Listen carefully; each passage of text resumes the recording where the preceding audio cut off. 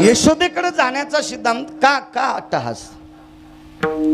माझ्या लहानपणी बायका शिकलेल्या असतील नसतील, शक्यतो कमीच शिकलेल्या होत्या, शिक्षण फार कमी असेल. त्यातली त्यात आपल्या हिंदू संस्कृतीतल्या बायका 50-50 वर्षापूर्वी शिकलेल्या कमी होत्या, पण अज्ञानी होत्या असं म्हणता येणार नाही, सात्विक नव्हत्या असं म्हणता येणार नाही. आता फारशा शिकल्या, जास्त परमार्थ करतात म्हणजे फारच शहाण्या आहेत असंही म्हणणार नाही. पण पूर्वीच्या काळातल्या बायका शिकलेल्या कमी होत्या पण बिनचूक वागत होत्या. पूर्वीच्या काळातली बाई स्नान करून स्वयंपाकाला बसली की पहिलं भाकरीचं चिपटं चुलीला टाकीत होती. तान्हा यशोदेच्या घरी का याचा पुरावा मांडतोय. पूर्वीच्या काळातली बाई चपाती असेल, भाकरी असेल, लहानसं रुपा एवढं, आठाने एवढं, चाराने एवढं एक चिपटं करायची, ती तयावर टाकायची, ती भाजायची आणि चुलीत टाकून द्यायची, 2 पाण्याचे थेंब टाकायची आणि अग्नीला नमस्कार करायची. कारण आपल्या देवता सगळ्या अग्नीच्या मुखानं जेवतात. वास्तुशांतीचं हवन केलं देवबाप्पा, सगळ्या देवाला तुम्ही आव्हानित करता. सगळे रुक्मिणी पांडुरंग पंचायतन आह्वानांचे प्रियतान्न मम, किंवा भगवान शिवशंकर आह्वानांचे प्रियतान्न मम, ब्रह्माय प्रशी आह्वानांचे प्रियतान्न मम, इंद्राय वरुणाय यक्षाय किन्नराय, अशा सर्व देवतेला तुम्ही आवाहन करता आणि त्याच्यामध्ये अवदान टाकता यज्ञात. म्हणजे प्रत्येक देवता अग्नीच्या मुखानं जेवत असते. अग्नीला सकाळी टाकलेलं एक लहानसं पानगं, ते काय फारसं खर्चिक नसतं, त्याला फारसे अशी रुपये लागत नाहीत, पण ते पानगं टाकल्यामुळं फार काळ गेला आणि एके दिवशी त्या स्त्रीला अग्नी प्रसन्न झाला. अग्नी प्रसन्न झाला आणि अग्नीने विचारलं, माय तुला काय देऊ? तिनं सांगितलं, माझ्या इथं पैशाचा उकंडा आहे. म्हणजे तिला पैसे कमी नव्हते, ऐश्वर्य होतं, वैभव होतं, सगळ्या काही गोष्टी होत्या. अग्नी नारायणा, तुम्ही जर माझ्यावर प्रसन्न असाल तर एक देताल का? विश्वाचा बाप माझा पुत्र व्हावा, जगाचा बाप माझा पुत्र व्हावा. अग्नीनं सांगितलं, आईसाहेब तुम्हाला देतो म्हटलो, पण देवपुत्र होईल का असं मला त्याला विचारावं लागेल. आणि वैकुंठात अग्नी गेले, भगवंताच्या चरणावर नतमस्तक झाले आणि देवाला विचारलं, प्रभू माझ्यावर एका स्त्रीने अमोघ कृपा केली आणि मी तिच्यावर प्रसन्न आहे आणि तिनं मला एक मागणी मागितली, मीच मागायला लावली, त्या अर्थी तिनं मागितली की देव माझ्या पोटी जन्माला येईल का? नाव काय? अमकी अमकी स्त्री आहे. वा, भगवंताचे डोळे भरून आले आणि अग्नीला सांगितलं, अग्नी एवढी सात्विक बाई, एवढी पुरुषार्थी आहे, तिचा स्त्रीत्वाचा पुरुषार्थ, एवढी पावन, इतकी सदाचारी, इतकी पुण्यशील स्त्री, पण मी तिच्या कुशीतून जन्म घ्यावा इतकं तिचं पुण्य अपुरं पडतं. तिच्याकडे जावं एवढं पुण्य आहे, पण मी तिच्या कुशीतनं जन्म घ्यावा, तिच्या उदरातनं जन्म घ्यावा, तिच्या पोटातनं जन्म घ्यावा इतकं पुण्य अपुरं पडतंय. पण अग्नी एक लक्षात ठेवा, तुमची साधना केली, तुमच्या साधनेमुळे सर्व देवतेला तिनं प्रसाद दिलाय, एवढी पुण्यवान आहे, तिच्या पोटी जरी जन्म नाही घेतला तर 11 वर्ष 53 दिवस तिच्याकडे राहील. 11 वर्ष 53 दिवस तिच्याकडे राहील. मग जन्म मात्र देवकीकडे घेतला आणि 11 वर्ष 53 दिवस अग्नीची साधना कृपापात्र असणारी यशोदा तेवढ्या पुण्यवान होत्या, म्हणून जन्म जरी तिच्या पोटी नाही झाला तर 11 वर्ष 53 दिवस तिच्याकडे आला. म्हणून आईसाहेब पहिला वैकुंठीचा हारी, वैकुंठीचा हारी, हो वैकुंठीचा हारी, हारी वैकुंठीचा हारी, हा वैकुंठीचा हारी, वैकुंठीचा हारी, हो वैकुंठीचा हारी, वैकुंठीचा हारी.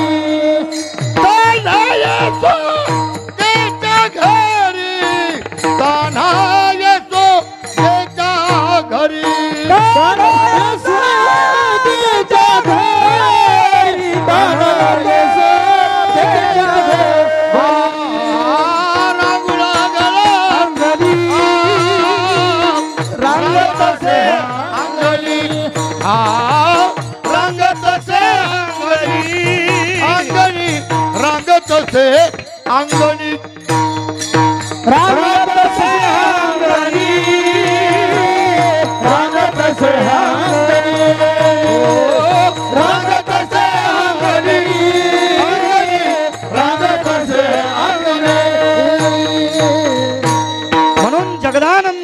झालं शिंगल उतरणी.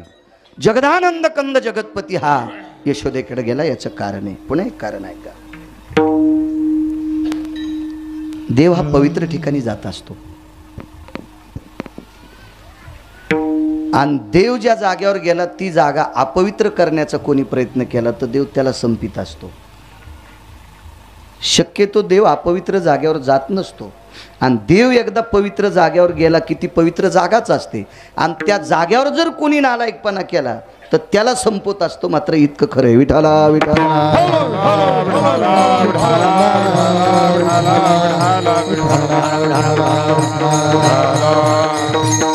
आता देव हा गोकुळात जाण्यासाठी जागा पवित्र लागेल. रुक्माजी बाबा कर्मकांडातला सिद्धांत ब्राह्मण बाजूला आहेत.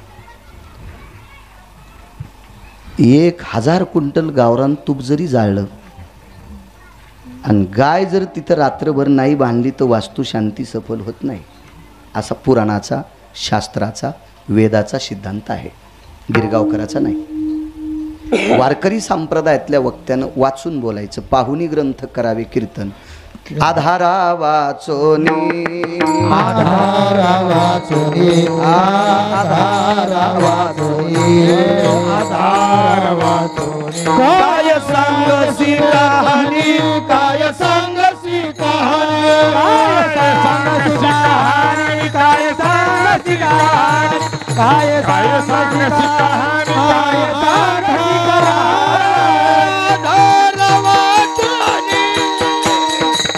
काय सांगसी कहाणी काय सांगसी कहाणी काय सांगसी कहाणी हो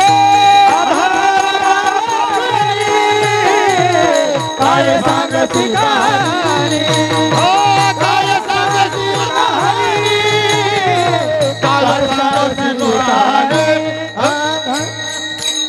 आपल्या संप्रदायाचा दंडक आहे.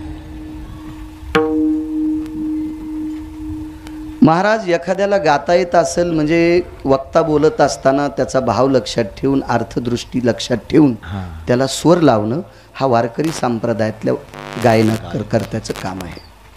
गाता येते म्हणजे काही म्हणायचं नाही. श्रीमंत श्री विटेवरच्या मालकाच्या अंतकरणातलं रत्न, शेवटचं रत्न निळोबार आहे. रुक्माजी बाबा निळोबारायांच्या नंतर आधरीव लोकांनी अभंग कोणाचा स्वीकारलाच नाही. कोणी ट्रक न लिहिले असतील गरड, पण निळोबारायाच्या नंतर आधरीव लोकांनी अभंग कोणाचा स्वीकारला नाही. आता परमार्थास तमासगिरी करणारे हरामखोर कोणाचा म्हणत असतील ते त्यांच्या लेकरासाठी पापाचा उंडा कमवून ठेवतात बडवे. विठाला विठाला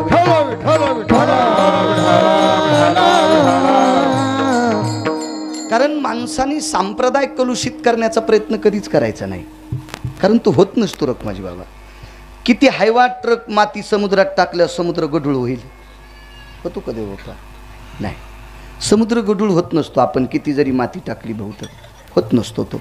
तसा संप्रदाय हा फार मोठा संप्रदाय, तरी पण त्याचा परिणाम काय होतो माहिती आहे का. ही छोटी छोटी लेकरं ज्या वेळेला ऐकत असतात का त्यावेळेला चुकीचे अभंग, चुकीच्या गवळणी ज्या वेळेला ही लेकरं ऐकत असतात का, ह्या लहान लेकरांच्या मनावर त्याचा परिणाम होत असतो आणि भविष्यात ते तसंच गुणगुणत असतात आणि मग मात्र संप्रदाय थोडासा कलुषित व्हायला निर्माण होत असतो. विठाला विठाला निळोबाराय पारा अधिकारी निळा म्हणे नवरस देख जानती गायक विरळाते. अष्टसात्विक भाव कीर्तनकाराच्या वक्त्याकडे असेल, वक्ता एखादा प्रसंग भाऊक म्हणत असेल तर त्याला स्वरही भाऊक लावणं गरजेचं आहे. मर्यादा पुरुषोत्तम रामचंद्र वनवासाला चालले आणि ढिकचक ढिकचक जर चाल लावली असेल तर मला सांगा, म्हणणाऱ्यालाही नरक, ज्याच्या कीर्तनात म्हणलंय त्यालाही नरक आणि पुढं बसणाऱ्यालाही नरक आणि पाकिट देणाऱ्याला 2 नरक. विठाला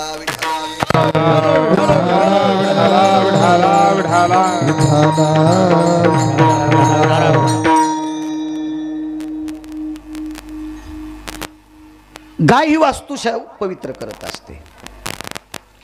एक जण म्हणला, महाराज मी घर बांधलंय, घराचा काय दोष आहे. तसं नसतंय. तुझी जहागिरी मांडू नकोस. मान अथवा न मान आपल्या संप्रदायाचा दंडक आहे. मानील तो देईल काही आणि न मानील तो नेईल काही. एखादा म्हणला मी घोड्याला घोडं म्हणत नाही, नको म्हणू. मला गाढवाला घोडं म्हणायचं, तू ठरव. तुझं वैयक्तिक, पण लोक कसं मानतील महाराज? लोक घोड्याला घोडच म्हणणार ना दादा, आणि गाढवाला गाढवच म्हणणार. त्यानं ठरवलं मला घोड्याला गाढवच म्हणायचं, तू ठरव, तुझा तो स्वतंत्र प्रश्न आहे. पण विश्व मानित नाही. शास्त्र म्हणेल ते सांडावे, ते राज्यही तृण मानावे. आणि हा संप्रदाय मुनिप्रणिते, ऋषीप्रणिते, वेदप्रणित आहे, शास्त्रप्रणित आहे, पुराण प्रणित आहे. हा संप्रदाय कोणाच्या बापाची जहागिरी नाही. मुळात या संप्रदायाचे संस्थापक अध्यक्ष भगवान शिवशंकर आहेत. एका जनार्दनी वैष्णव, एका जनार्दनी वैष्णव, शिरोमणी महादेव, शिरोमणी महादेव, शिरोमणी महादेव, शिरोमणी महादेव, शिरोमणी महादेव, शिरोमणी महादेव. एका जनार्दनी वैष्णव, शिरोमणी महादेव, शिरोमणी महादेव, शिरोमणी महादेव. एका जनार्दनी वैष्णव, शिरोमणी महादेव, शिरोमणी महादेव, शिरोमणी महादेव. जागा दूषित असू शकते. मला सांगा, भगवान प्रभू रामचंद्रांचे पुत्र, आपलं बंधू लक्ष्मणजी, तितका प्रेमळ भाऊ जगात कोणाला मिळाला असेल का? हो गजेंद्र, तितका प्रेमळ भाऊ लक्ष्मण आहेत का? जगात नाही, जगात नाही. किती प्रेमळ लक्षात घ्यावा, आणि किती शीलवान, किती आचरणशील, किती चारित्र्य संपन्न. प्रेमळता हा भाग द्या सोडून, पण चारित्र्य किती गोड होतं लक्ष्मणाचं लक्षात घ्या. मर्यादा पुरुषोत्तम रामचंद्रांच्या धर्मपत्नी सीताईसाहेब जगज्जननी माता राजा रावणानं आकाशमार्गाने हरण केल्या. काल्पनिक, खरी नाही, काल्पनिक. खऱ्या सीतेला हात लावायची ताकद रावणात नव्हती, आणि लावूनही उपयोग नव्हता. तर काल्पनिक सीतेचं आकाशमार्गाने हरण झालं. पंपा सरोवराच्या ठिकाणी ऋष्यमुख पर्वतावर सीतेनं दागिने सोडून दिली. 5 लोकांना पाहिलं. नळ, नीळ, जामवंत, सुग्रीव आणि हनुमंत, 5 लोक तिथं होती. त्या 5 लोकांच्या सानिध्यात दागिन्याचं गाठोडं टाकलं. त्यावरती लक्ष्मण चारित्र्यशील किती होते कल्पना करा. गाठोडं टाकल्याच्या नंतर दागिन्याचं गाठोडं पाहिलं. प्रभू रामचंद्रानं ओळखलं, हे अगस्तींची पत्नी लोपामुद्रा, हिने आपल्याला आश्रमावर दागिने दिलते, आणि हेच दागिने सीतेचे आहेत. पण परीक्षा बघायची होती, लक्ष्मणाचा भाव किती गोड आहे. आणि लक्ष्मणाच्या समोर ते दागिन्याचं गाठोडं टेकलं. 98 प्रकारचे दागिने होते. रामायणात वेगळं बघायचं, भागवतात वेगळं बघायचं. आपण जे पुराणं वाचतो त्याच्यात सापडत नाही. याचे पुरावे बघण्यासाठी अजून काहीतरी बघावं लागेल, अभ्यास करावा लागेल. बुटकभर पाण्यानं आपलंच तोंड धुता येत नाही तर दुसऱ्याला कधी आंघोळ घालता येईल? कधी कधी शास्त्र इतकं मोठं आहे. एखाद्या वेळेस रेल्वेची चाकं लोखंडाची असली तरी रुक्माजी बाबा ते मोडतील. इतका पुराणाचा व्यासंग गाढ आहे. तुम्ही जितकं जितकं वाचत राहताल तितकं तितकं जग तुम्हाला डोक्यावर घेऊन नाचेल, इतकं मात्र निश्चित आहे. ते गाठोडं समोर टाकल्याच्या नंतर सांगितलं, लक्ष्मणा, जी प्रभू, हे सीतेचे दागिने आहेत का? लक्ष्मणानं अशा हातानं दागिने सारले आणि त्या दागिन्यातले चाळ बाजूला काढले. चाळ बाजूला काढल्याबरोबर हृदयाला चाळ लावले आणि लक्ष्मण उकसाबुक शिरडू लागले. मारुतीराय बाजूला होते, सुग्रीव बाजूला आहेत. महाराज ज्याच्या हातानं दगड तरंगत ते तो नळ बाजूला आहे. कारण सेतू हा नळाचा आहे, पण मारुतीरायची फक्त कृपा आहे. तुका म्हणे नळा, सागरी तारी येल्या शिळा, देहूतल्या मालकांचं वाक्य आहे ना. आणि ही सगळी जण पाचीला पाची लक्ष्मणाचा भाव बघून त्यांचं अंतःकरण ओलं झालं.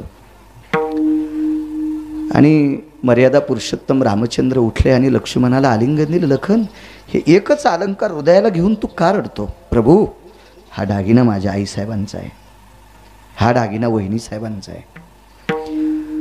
महाराज, साक्षीला 5 लोक आहेत, जिथं मारुतीरायासारखा साक्षीदार आहे. बुद्धिमतान वरिष्ठम, जिथे सुग्रीवासारखा निष्ठावंत किष्किंधेचा राजा साक्षीदार आहे, आणि जिथं नळ आणि निळ भाऊ येतं. आणि साक्षी पुराव्याचा संलग्न कोण? रामप्रभू आणि लक्ष्मणाचा चालत आहे. एकच चाळ, चाळ म्हणजे चैन. चैन आपण घुंगराला चाळ म्हणतो. तो वेगळा भाग. पण पूर्वीच्या काळात चैनाला बारीकशी घुंगरं असायची म्हणून त्याला चाळ. ह्याच बारक्या घुंगराचं रूपांतर मोठ्यात झालं म्हणून त्याला वेगळा चाळ म्हणते. तर ते चांगल्याला चाळून लावतं, तो चाळ वेगळा आहे. पण हा चाळ, तो चाळ बाजूला काढला आणि विचारलं, लखन हा एकटाच सीतेचा दागिना आहे? हो. हे बाकीचे पण सीतेचे, तुला माहीत कसे नाहीत? देव बोलायलीत बरं आरो तुर, मी नाही. तर लक्ष्मणजीनं सांगितलं, प्रभू ज्यावेळेसपासून मी तुमच्या दोघांची सेवा करण्यासाठी वनात आलो त्यावेळेला सकाळी दुपारी आणि संध्याकाळी 3 टाईम वहिनी साहेबाचं दर्शन घेत होतो. आणि 3 टाईम दर्शन घेत असताना घोट्यापासून वहिनी साहेब वरी पाहिल्याच नाही, म्हणून वरचे दागिने मला माहीतच नाहीत. नीतिमत्ता किती गोड असेल कल्पना करा. एवढा मोठा नीतिसंपन्न लक्ष्मण एका जागेत गेल्यावर प्रभू रामचंद्राविषयी वाईट बोलत होता. काय मूर्ख आहे मी उर्मिलेला घरी सोडून दिलंय, त्यांच्या पत्नीचं नाव उर्मिला, घरी सोडलंय. मी इथं बसलो, वहिनीला फळं आणून देत, रामप्रभूला फळं आणून देत. किती मूर्ख आहे, मला संसार कळतो का? ठण ठण कपाळ बडू लागली लक्ष्मणजी. आणि त्या जागेच्या बाजूला गेल्यावर लक्ष्मणानं स्वतःच्या गालात मारून घेतलं, मी किती मूर्ख भाऊ आहे. माझ्या रामप्रभूविषयी आणि सीतेविषयी स्वप्नात सुद्धा पाप येता कामा नये, आणि आज मी जागृतीत पाप येतं. याचं कारण काय? ते एका साधूनं सांगितलं, लक्ष्मणा या जागेमध्ये सुंद आणि उपसुंद नावाचे 2 सख्खे भाऊ भांडण करून मेले, म्हणून या जागेवर एकाही भावाचं जमत नाही. विठाला विठाला.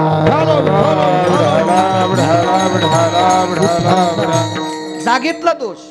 श्रीमद भागवतात वर्णन आलं, अंबिका नावाचं एक वन होऊन गेलं. अंबिका नावाच्या वनाचं श्रीमद भागवतात चरित्र आहे. तर या अंबिका नावाच्या वनामध्ये भगवान शिवशंकर सोडून दिले तर जगातला कोणता जरी पुरुष गेला तर त्याची बाई होती. ठिकाणाची ताकद आहे. 2 सरोवर आहेत, भागवतात वर्णन आलं त्याचं. 2 सरोवर आहेत. त्या 2 सरोवरापैकी या सरोवरात कोणता जरी पुरुष पडला तर त्याची बाई तयार होती. नारदाची एकदा बाई झाली, 60 पोरं झाले आणि एक मुलगी झाली. आपण त्याला कल्पषष्ठी म्हणतो.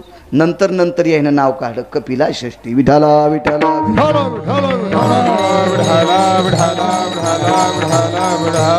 ठिकाणाचा दोष. श्रीमद भागवतात ऋतुमान नावाचं एक सरोवर आलं. जाग्याचा दोष सांगतोय, मग चांगला असो की वाईट असो. ऋतुमान नावाचं सरोवर देव बाप्पा, या सरोवरामध्ये या विश्वातली एक पवित्र स्त्री स्नान करण्याकरता गेली आणि संकल्प केला, मला एक सिद्ध पुत्र जन्माला यावा, एक सिद्ध पुत्र. तर महाराज किती सिद्ध पुत्र जन्माला आला? 4 ब्रह्म आहेत त्यापैकी एक. शुकयाज्ञवल्क दत्त कपिल मुनी. शुकयाज्ञवल्क दत्त कपिल मुनी. हरिषि जानोनी हरि झाले. हरिषि जानोनी हरि झाले. हरिषि जानोनी हरि झाले. शुकयाज्ञवल्क दत्त कपिल मुनी. आणि कपिल तिच्या पोटी जन्माला आली. तिचं नाव होतं देवती. रुक्माजी बाबा, ऋतुमान सरोवराचा सिद्धांत इतका आहे, त्या सरोवरात स्त्रीनं स्नान केलं आणि त्या सरोवरातल्या मातीची महादेवाची पिंड करून जर पूजा केली तर संकल्पना जी इच्छा प्रगट केली ती पूर्ण करते. ही त्या ठिकाणातली ताकद. चला, ऋतुमान नावाचं एक सरोवर आहे, बिंदुमान नावाचं सरोवर. हे चुकून बोललो, ऋतुमान हे बिंदुमान नावाचं सरोवर आहे. आणि ऋतुमानामध्ये विश्वाच्या मालकाच्या भक्ताचं रक्त पेत असणारा देवाला सत्यत्वात बोलत होता, त्या नकराचा उद्धार केला. ती त्या तीर्थात ताकद आहे. काही काही अधिकारी तीर्थ आहेत. विठाला विठाला. एक सांगतो, एखाद्या बलाढ्य माणसाने 5 क्विंटल जरी पांडुरंगाची मूर्ती केली आणि त्याच्या गावात मांडली तर ते पंढरपूर होऊ शकत नाही. ते पंढरपूर होऊ शकणार नाही. त्याच्यात सत्ता आली आणि त्यानं समुद्र जरी वळून त्या गावात आणला तरी त्याची चंद्रभागा तयार होत नाही. ठिकाणाची ताकद आहे. चोखोबारायसारखा महान संत, मंगळवेढ्याचे मालक. मला या लोकांना मालक म्हणावं असं वाटतं, आणि ती खरंच मालक आहेत आपले. ज्यांच्या नावानं अख्खा भारत जेवल्या जातो ती मालकच असतात. आपण आपल्या घरापुरते मालक असते, ते विश्वाचे मालक आहेत महाराज. विश्वाचे मालक आहेत, विश्वाचे. आणि मालक हा शब्द कळण्यासाठी थोडंसं फिरावं लागेल. कारण बैलाचा पाय चिखलात गेला आणि त्याच्यात पाणी साचलं आणि त्याच्यात बेंडकी येली आणि बेंडकीनं 2-4 पिलं दिले आणि पोळ्याच्या दिवशी घागरमाळा वाजत बैल आले तर त्या पिलानं बेंडकीला विचारलं, विश्व म्हणजे काय? ती म्हणली, आपल्यापेक्षा मोठं घर जगात कोणाचंच नाही. तर ते बेंडकीचं पिलू म्हणलं, वा यावत पुण्य हाती कालायम ममाम आयुश्वर्याती संपन्नम जगतराम नैवम कोहा. या विश्वात माझ्यासारखा ऐश्वर्य संपन्न कोणी नाही. मी अशा माईच्या पोटी जन्माला आलो की जगात तिचं 1 नंबरचं घर आहे मोठं, आणि मी तिच्या पोटी जन्म घेतला. दुसऱ्या दिवशी पोळा, आणि पोळ्याला बैल धुवायला आले. बैल धुवायला आल्यावर घाट्या घुंगरं वाजू लागले. भाऊ ह्या पिल्याने विचार केला वरी काय वाजते म्हणून पाहायला आलं. तर वरी पाहायला आल्यावर त्यांनी एवढा मोठा बैल पाहिला. माई म्हणला माय आपल्या घरात त्या जीवाचा पाय बसत नाही. तर ती म्हणली नेमका आहेच केवढा जीव, मी मोठं होऊ का? तर ते म्हणला राहू दे ना, कशाला मोठं होती. नाही म्हणली तुला दाखवतेच ते जीव केवढा केतं. फुगत फुगत फुगत बेंडकी इतकी फुटली, फडा फडा तिचे तुकडे झाले. बैलाच्या खुरी एवढी तरी होईल का? नाही. याच्यासाठी विश्व पाहावं लागेल. विठाला विठाला विठाला विठाला विठाला विठाला विठाला. परवाला मागच्या आठवड्यात आम्ही गेलो. टकल्या अण्णा सोबत होते आमच्या.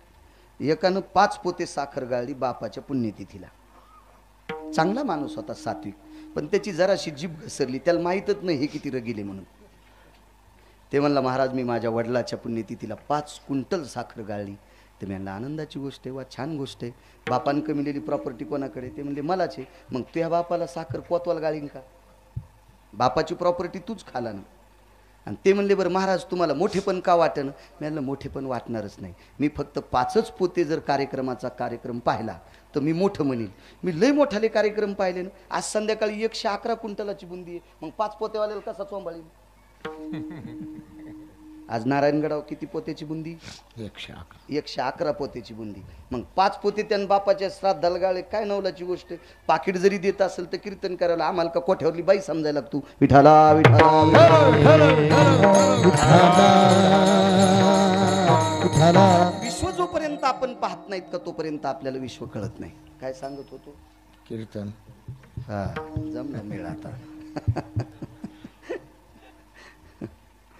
सरोवराची ताकद काय, काही सरोवर होती काही. हा पंढरपूर चोखोबारा आहे. चोखोबारा एकदा कर्नाटकमध्ये गेले.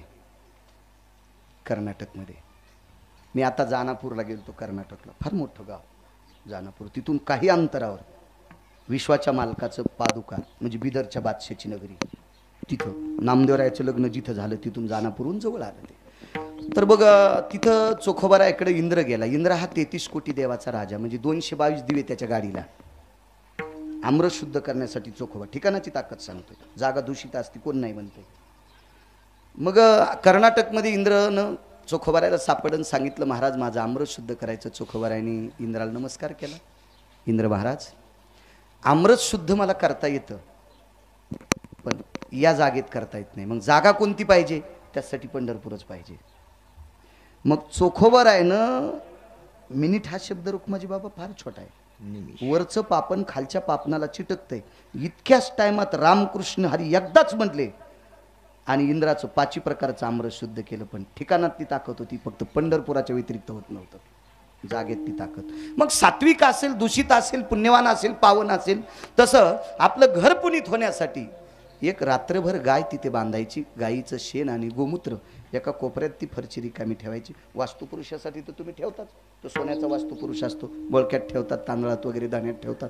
तर ते शेण आणि गोमूत्र त्या फरचीच्या कोण्या कोपऱ्यात ठेवतात ते ब्राह्मणाला विचारायचं. आणि ते जोपर्यंत तिथं टाकत नाही तोपर्यंत बुवा ती जागा शुद्ध होत नाही. मला सांगायचं एक, वैकुंठातला हरी यशोदेकडे का गेला? तर एक गाय एक घर शुद्ध करू शकते. मग ते 2000 स्क्वेअर फूटचं असू, तात्या ते 5000 स्क्वेअर फूटचं असू, किंवा एखाद्या मंत्र्याचं 5 एकर मधलं असू द्या. तर एक गाय तितकी जागा शुद्ध करू शकते. तर नंदराजाकडे एकट्याकडे 9 लाख होत्या. असे किती नंद होते? 9. महानंद कोण? एकटे नंदराज. तर आणि गोकुळामध्ये 14 गायी नाहीत असा माणूसच नव्हता. 13 गायीवाला माणूसच नाही 14 पासून पुढे. तर ह्या 9 नंदाकडे किती होत्या? एका नंदाकडे आई तुझा मी एकुलता एक, गाई राखीतो 9 लाख, गाई राखून झिजली नख, मला जीव घाल. त्याच्या जेवण्याचंही वर्णन केलं. देव साधं जेवत होता, साधं जेवत होता. देवाला काय असं आगळं वेगळं चणचणीत तुपातले याच्यातले त्याच्यात पदार्थ. आई लहानच घे ग उंडा, मला लवकर करून दे मांडा, आई ग खडी साखरेचे खडे, मला लवकर करून दे वडे, वांगे भाजून भरीत करी, वरी कांद्याची कोशिंबिरी. हे एकदम साधं साधं, जो सर्वसामान्य जीव खातो का. आणि आजही मोठाली लोक साधंच खायलेत. तुमच्या लहानपणी गुळाचा चहा पिणाऱ्याला भिकारचूट म्हणत होते, खोटं आहे का भाऊ? तुमच्या लहानपणी गुळाचा चहा पिणाऱ्याला भिकारचूट म्हणत होते. आता गुळाच्या चहाच्या हॉटेल पुढं कोट्यावधी रुपयाची माणसं, अब्जावधी रुपयाची माणसं ते चहा प्यालेत. आणि तिथे लिहिलेलं असतो, इथे गावरान गुळाचा चहा भेटन. आणि त्या